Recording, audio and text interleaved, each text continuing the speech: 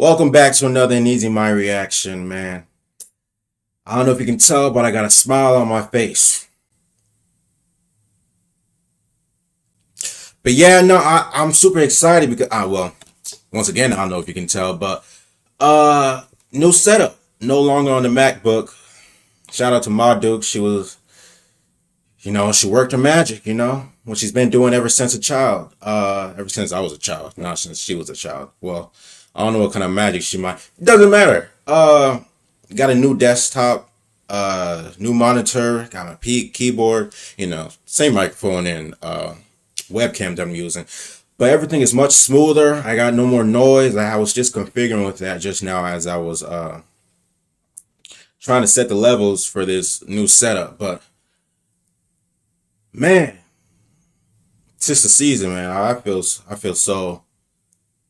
good. Although it's hot. I want to take my sweater off, but my hair's not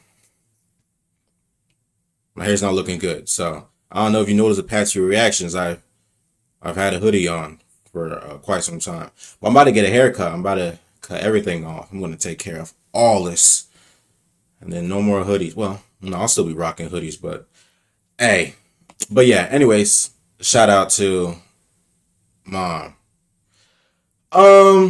Without further ado, let's get into the video. Let's talk about the video. Anyways, reacting from the channel, great channel, on this here YouTube platform, Pursuit of Wonder. You'd be surprised how people perceive you. Now, me personally, I ran this little social experiment a while back. Give or take like 3 or 4 months. Nah, it was a while back. It was further back than that, I think. Doesn't matter when, but the whole idea is when I was trying to do that, I just had people in which I was closely related to give a brief description of my negative attributes and the positive attributes, and just try to give a general idea of what Houston was. And then the whole idea was supposed to compare your perspective of yourself to other people's perspective of you and see how well those not conflicting, but those two opposing perspectives kind of coincide with each other, see how well they correspond with one another. And when I did it was let me scroll back up. Let me just make this full screen 1080p. Got this new monitor, man. Oh no, we need the captions. We always need the captions. Man, this feels Christmas came early.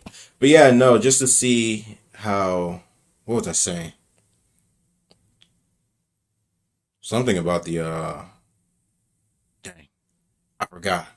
It was about this video. I can't believe it slipped my mind. Y'all know me, man. I just be talking and it slips my mind. But hey, what did I say? We always get better at this. Without further ado, man, let's just get right into the video. Wait, no, did I remember? I just remembered for a quick second, and then once I try to focus on what I was remembering or what was coming to, it slipped my mind again. Yeah, I ran the social experiment. I think this is what this video is about. Should we read the description? Yeah, is there anything in the description? This video is a short fiction story about a young woman who, after waking up without... Dang, yeah, I need a mouse pad because I'm using my book right now as a mouse pad and it's not the best. Anyways, this video is a short fiction story about a young woman who, after waking up without any of her long-term memory and knowledge about herself, must try to understand who she is and what happened through others. What she realizes about herself is something much more strange than she expected. Hey man, sounds like a great video. 12 minutes long? Let's try to make this a 45. No, I'm just kidding. But let's get into it. This video is sponsored by Fabulous. The first 500 people to use the link in the description will receive 25% off a premium subscription. I'm gonna need to get them ads too. It started as a normal night. A young woman named Claire was out with a couple friends and her boyfriend in Austin, Texas. The group had a few drinks at one of their apartments in downtown and then went out to a couple of bars in the area. From here, however, things would suddenly and severely turn bad. The next thing Claire knew, she was opening her eyes to stark lighting that overwhelmed and blinded her. It was almost as if she was being born and seeing light for the first time. As her vision returned, she noticed her surroundings. A sterile, mostly empty white room. She was in a bed, Her head was pounding. There was a woman in the corner of the room, but Claire didn't recognize her. In a delirious confusion, she leaned her head up and looked around. "Claire!" the woman in the corner shouted as she noticed. The woman rushed to the door of the room and gestured outside of it. Almost immediately, a doctor rushed in and began assisting Claire, checking her airways, adjusting various medical equipment, and administering medications. After some time passed, the doctor asked Claire how she was feeling and what she remembered. Claire paused for a moment. I don't know. Why?" she said. "You've been in a coma for several days. You hit your head. Don't worry though, everything will be okay. Just try to relax. Things should start coming back to you more and more, and we'll be here to help you and explain everything." The doctor paused. "I'm going to let you be with your mother for a little while." The woman who was in the corner of the room approached Claire's bed. "How are you feeling, sweetie?" she asked. I don't know. Weird, I think," Claire responded. Claire's mother went on to describe what happened. She told Claire that she was at a bar with two friends named Shannon and Mary and her boyfriend Chris when someone tried to fight Mary, but Claire stepped in and tried to protect her. In the process, Claire got hit in the head, knocking her unconscious and causing her to fall and hit her head on the ground. The smack against the ground severely injured her brain, and she was rushed to the hospital, where she had remained in a coma for the following 6 days. Claire didn't remember any of it. She had no idea what happened. But far, far scarier, she couldn't remember anything at all. She didn't recognize her mom. She didn't remember anyone her mom mentioned. She didn't remember having a boyfriend. She couldn't really remember anything from before waking up, just moments ago. She had no idea who she was. It was like she had been reborn, but with an ability to think and understand language and concepts. It was an experience that if she had a stronger reference point for how she felt before and knew what she had now lost, it would have psychologically broken her. Claire spent the following couple days resting and going through assessments, treatments, and therapies. After several days had gone by and Claire's memory hadn't returned at all, the doctor eventually concluded that Claire had developed what is known as retroactive amnesia, far worse than he had originally expected. He explained to Claire and her mother that this particular condition was known to affect episodic, autobiographical, and declarative memory, which were essentially responsible for remembering events, people, contextual frameworks, and essentially who someone was and what their life was like. However, it often doesn't affect the individual's procedural memory, which involved things like skills and language comprehension. And so, Claire wouldn't have a difficult time learning new information moving forward, but she would essentially have to relearn everything about her life. About her. Imagine that. Like, imagine you go through this catastrophic event, and I can't even say imagine because, like, well, it's like if you went through it, you wouldn't remember anything. So it's like, but the way I'm thinking about it is like, if I got told that I forgot everything that I went through, I don't know. The way I'm looking at it now, because the thing is, I wouldn't be able to look at it the way I'm looking at it now if it happened and afterwards I was trying to look at it in whatever kind of way. So it's like, maybe there's no point in thinking about it. But, the way I'm looking at it now, hypothetically speaking, if I knew it was going to happen, I would hope that in due time, I could look at it in the way in which I'm going to talk about it now. But yeah, no, I was like, it's like, dang, if I didn't remember, I don't know. If I didn't remember my mom, my dad, my relationship, because I think and feel highly in regards to the relationships I have with the individuals I have them with. And it's, they're so meaningful, and dang. I don't know. I don't think I probably feel depressed, like, honestly, but then I wouldn't have any, technically have a relationship. I wouldn't have any emotional apprehension to those folks if I forgot about them. So it's weird, but dang, that sucks. But at the same time, does it really suck? Because for it to suck, you would have to lose something, But if you can't remember, what did you actually lose? Since there was, in your mind, nothing really ever gained. So it's like, hey, man, that's crazy. But from the outside looking in, that sucks. Moving forward, but she would essentially have to relearn everything about her life, about herself. After receiving the news, Claire sat quietly in the hospital room with her mother. Her mother cried for a while. Claire felt very little, struggling to understand the emotions of the situation. Hmm? Eventually, after some more time passed, Claire looked over to her mother and said, "Can I ask a question?" "Sure, of course, honey. What do you need?" "Who am I? Like, what am I like?" Her mother stood up and walked over toward the bed. "Okay, sure, that's an easy one. You're quiet, always been a little on the shy side, closed off a bit, but you know exactly what you like and want. You always love spending time with your friends and going out and doing things. You like extravagant, big things, especially. Big events and luxurious experiences. You're sweet and you would never hurt or bother or annoy or upset anyone. You don't like to waste time or involve yourself in useless or dumb things, like a fight, for example. Obviously, you got caught up in the middle of something, but you stood up for your friend, so that says a lot about who you are." So, like, do you think that if, like, she never asked that question, if her mom never went on to answer that question, would her new life replicate her old life? Like, do you think, like, I think that accompanies or goes hand in hand with the idea of fate, even if you kind of forget who you are, if you had a chance to restart with a clean slate, would you repeat in similarities to the same decisions you made in the past life?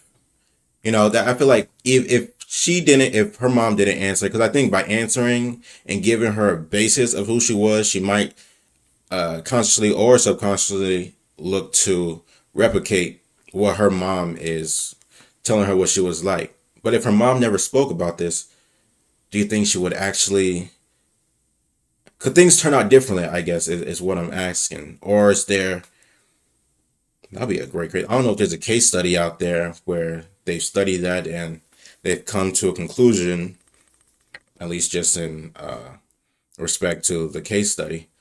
But yeah, that's interesting. Like, imagine, whatever. Let's get back to the video.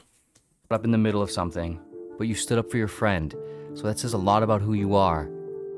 Claire laid her head back and looked straight up, as if trying to remember or perhaps absorb her mother's words.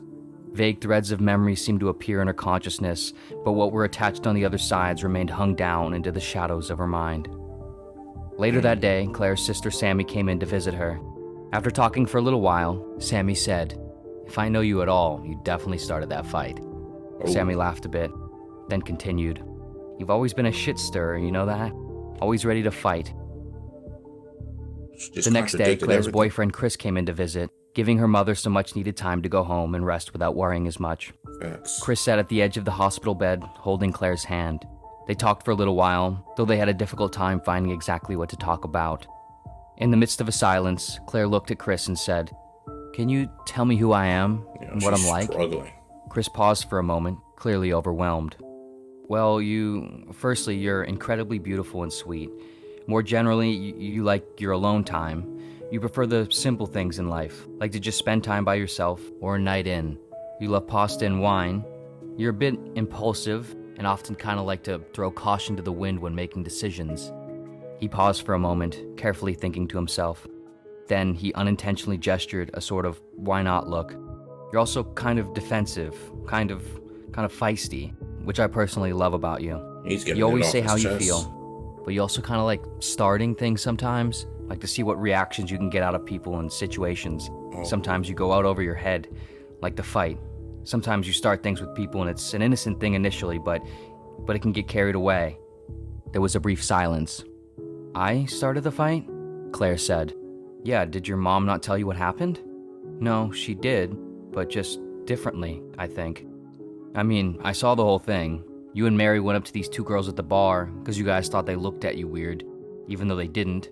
One of them just kind of looked at you guys casually, but like you were just in front of them. And then you egged them on, and when they finally pushed back, you guys pushed back further, and then you all started fighting." If she forgot, like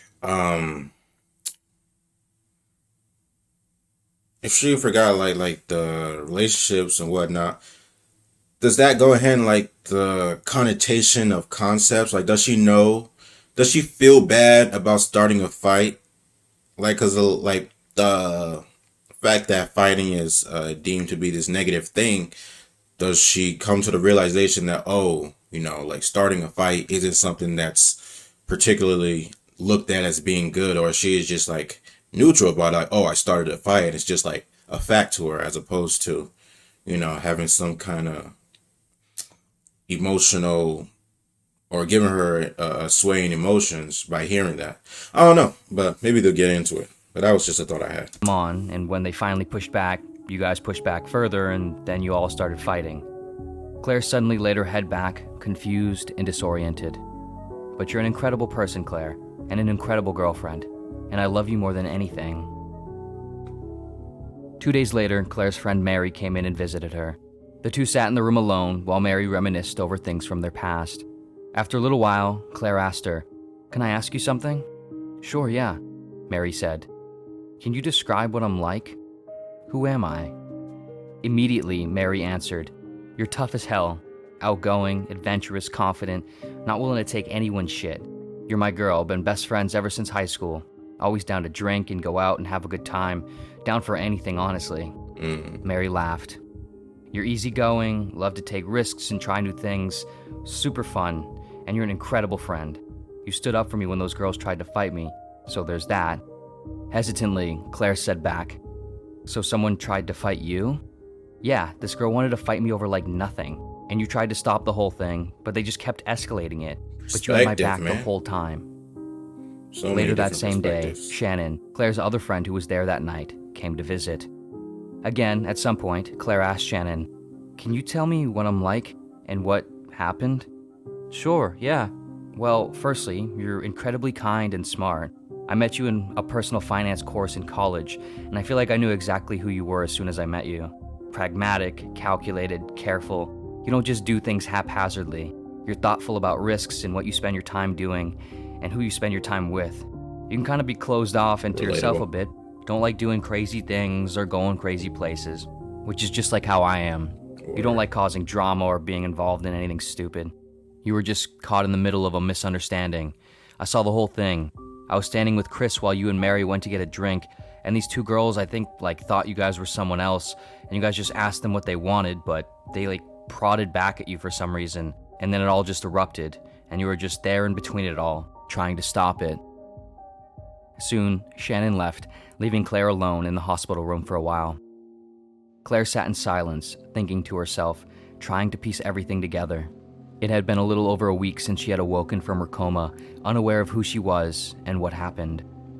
Now, after she had talked with 5 of the people supposedly closest to her, asking each of them who she was and what had happened and why, somehow, she still didn't have any idea. Each person described her almost completely differently, often in complete contradiction with each other, but each person had good reasons, examples, and an obvious sense of certainty with what they said. Claire wondered to herself how she could be all of those things they described if they contradicted each other. Bro, I gotta find that quote. But I wrote something recently that dealt with that same. It was even, I think it was just referring to myself, actually. It wasn't actually talking about other people, but it was. I gotta find it. I'll find it. I'll find it. Where is it? Where are you? Bear with me. Where is it? We can only ever know.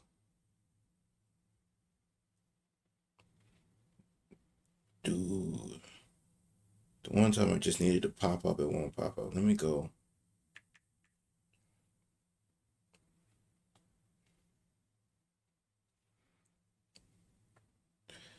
Um.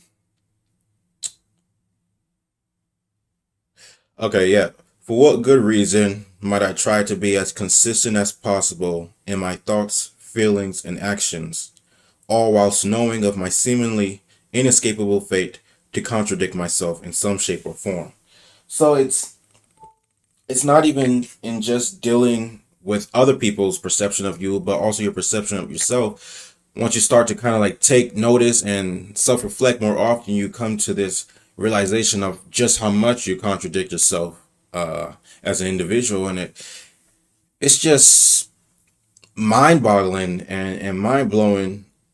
And but also coming to that realization for yourself helps to mediate the relationships you have with other people, because a lot of times I think people jump the gun and you know they're aggressive in their expectations for other people, but fail to realize how they too fail to meet those expectations. Because the thing with me, I have high expectations for the people in which are in my circle, but those same expectations I hold for myself, and I steadily, well, I don't, let me not say steadily. I have gotten better at upholding my expectations. But in the beginning, when I first, when those expectations became clear to me, it was it was trivial at times to kind of meet those expectations. And one thing that kind of put into perspective when I realized I was doing self reflecting one night or one day, and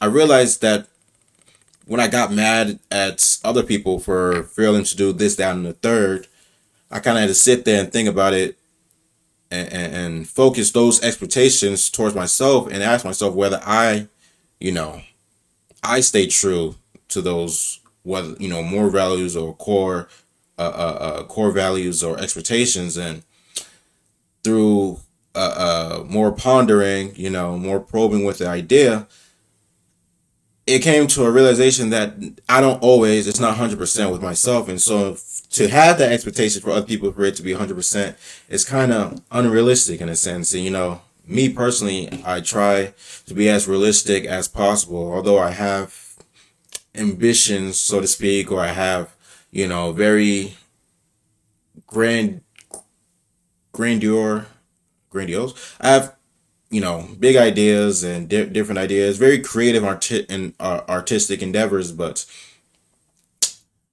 coupe that with I guess unwavering confidence. You have that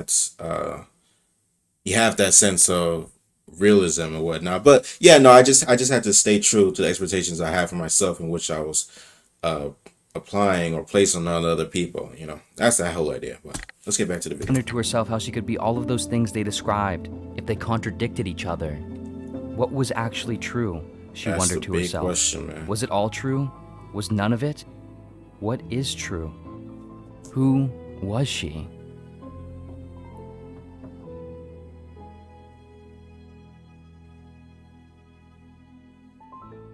Don't tell me that was just thought provoking. That was the end. This video was Oh sponsored by man, I was hoping she would get to conclusion, but that's a realistic ending. I wouldn't. It's not satisfactory. It doesn't come to conclusion, but it's a realistic ending to the video, to the idea. I don't want to say it was a great video, but hey, man, it was a great video because now that, dang, I was actually looking forward to whether she came to conclusion and see if I could relate to the conclusion, but that was a realistic ending. Yeah, man, great video. Definitely looking forward to reacting to more videos on this setup.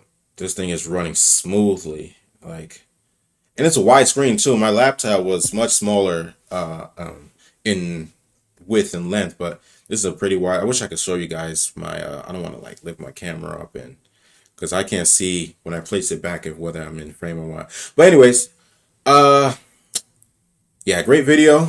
Love the setup. I'm excited for future videos, future endeavors, just future in general. I'm excited for the future. The year seems to be coming to a fantastic end. Yeah, leave a like, make sure to subscribe, turn on post notifications. And if you're not going to do any of that, at the very least, please do leave a comment. I would like to have a conversation with you. Good day, man.